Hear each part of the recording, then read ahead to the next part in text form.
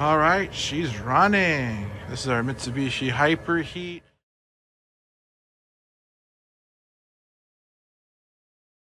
You see the completed video, you don't see the lots of man hours of labor before that work is completed. We got 3 trucks here and 4 or 5 people sometimes cranking away. And then here's our work area. So the outdoor unit's going on the side of the house.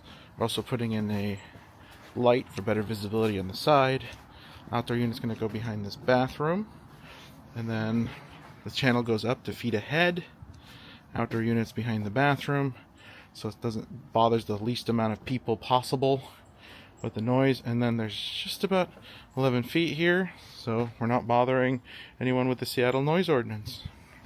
And installing a all-electric or hyperheat Mitsubishi system, so it's quite a thing. These oil furnaces aren't exactly light, and there's a lot of work to be done, but here's the process. We installed this air handler, so this is going to heat the basement and the upstairs, the main floor, and then we head upstairs. Take a listen, pretty quiet.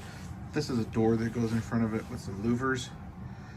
So yeah, should be really nice heat and cooling, and some additional airflow. And now we'll walk outside. All right, she's running. This is our Mitsubishi Hyper Heat on our Seattle oil conversion. So we have a 2-head system. We have an air handler in the basement. And then we went upstairs to the room with no ductwork and installed a floor unit. Take a listen, pretty quiet.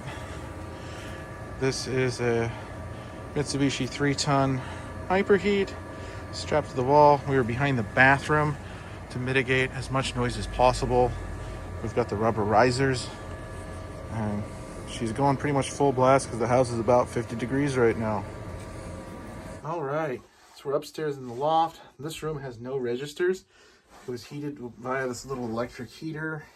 We have to cut a hole in the wall over here to access the, you can kind of see the outline right there, the